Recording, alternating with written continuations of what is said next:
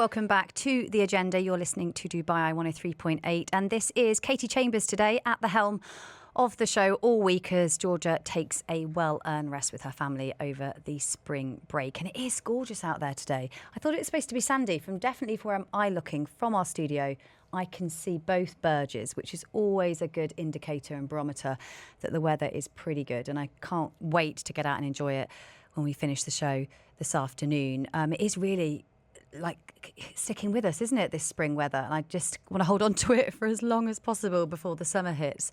Anyway, don't know what you were doing over the weekend, but I was certainly doing some research on chatbots and AI. And Georgia has said before that we have started using ChatGPT on this programme in terms of our research and perhaps trying to find suitable guests for segments. And it really has changed the way we work. We always obviously check the content and what it says, because you can never be fully 100% that it's accurate. And when this next story went viral on LinkedIn, I just had to get the CEO on to talk about it, as we're seeing a number of growing professionals using these platforms like ChatGPT, not just for, say, brainstorming ideas or emails, but for honestly high-level strategic work. And like I said, one person putting that into practice is Tariq Chabib. He's CEO of the Future of Trading, Middle East and Emerging Markets, which is a global fintech company providing an online trading platform for retail and professional investors. And like I said, he recently posted this link and this post on LinkedIn, and how he and a colleague used ChatGPT to create a full-scale advertising campaign for Dubai Mall. So he didn't hire an agency. They spent 3 days working with AI, fine-tuning their messaging, and ultimately delivered a campaign that's now live across 400 digital screens in Dubai Mall.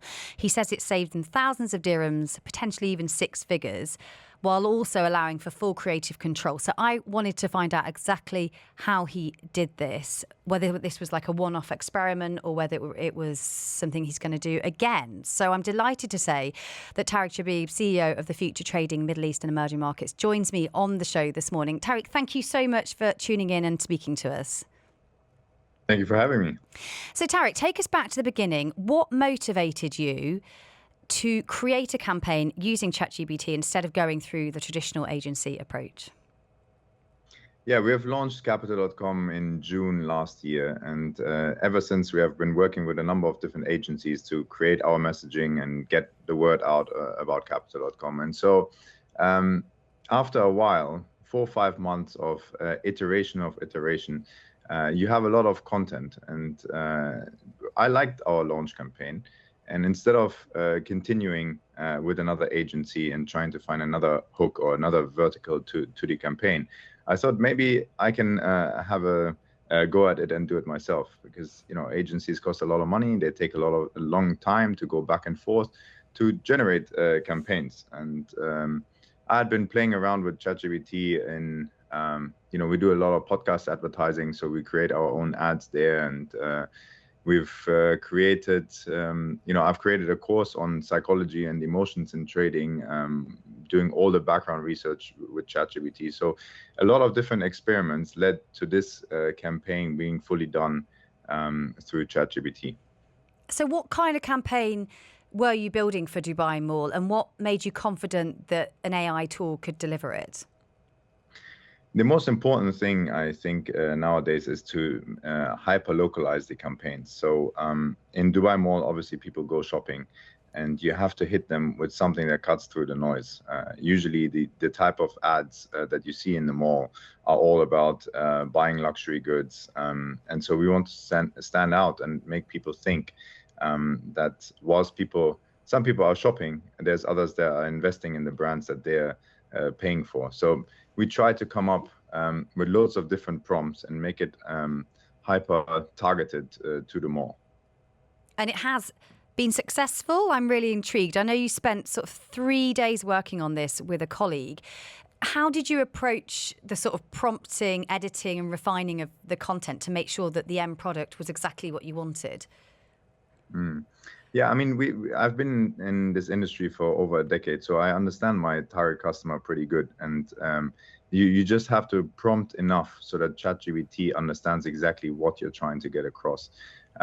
So from a creative standpoint, in getting the right kind of messaging, onto the screens and into the ads, it has been very successful. It is still too early to say whether the campaign has been successful or not, and we will continue. The great thing is they're all digital screens, so you can change the messaging as much as you want, and we have a long campaign planned in Dubai Mall.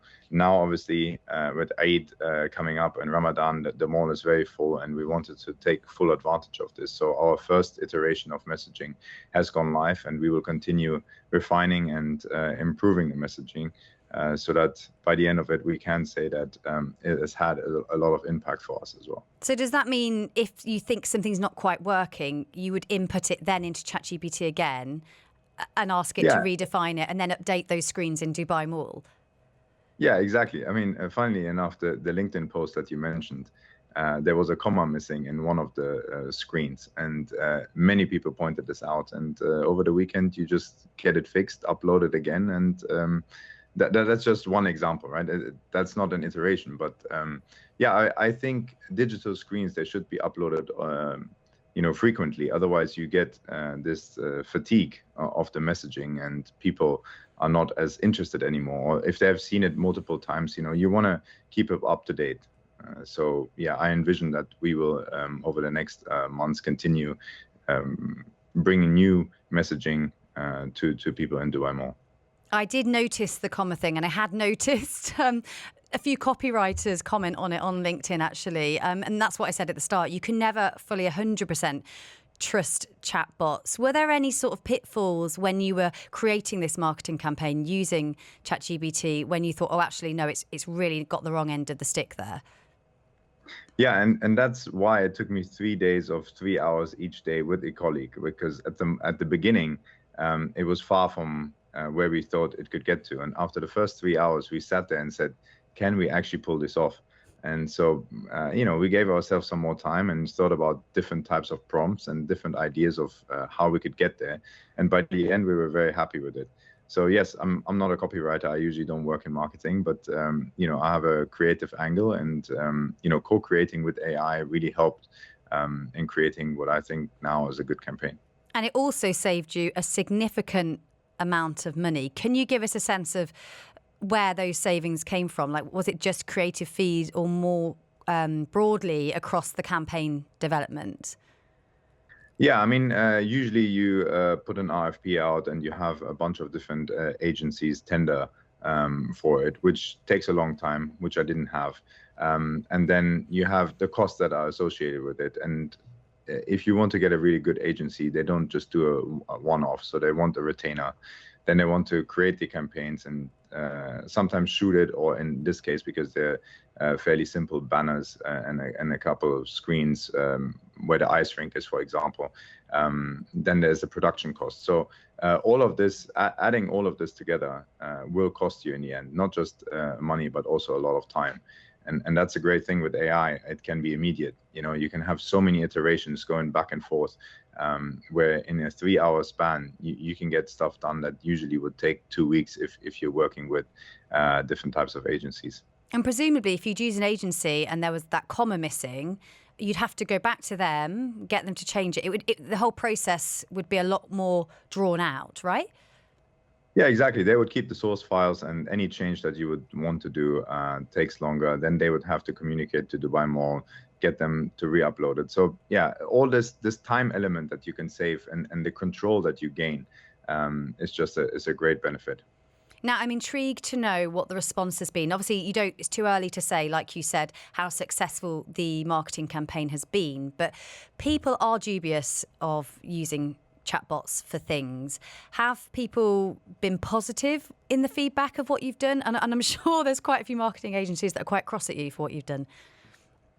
Yeah, I mean, I think it depends who you're talking about, right? People in this field, obviously, they are protective of their business, as I would be as well. And, there is a space for creative agencies because obviously they've got years and years of experience, and they know they have a creative element that ChatGPT maybe doesn't have yet.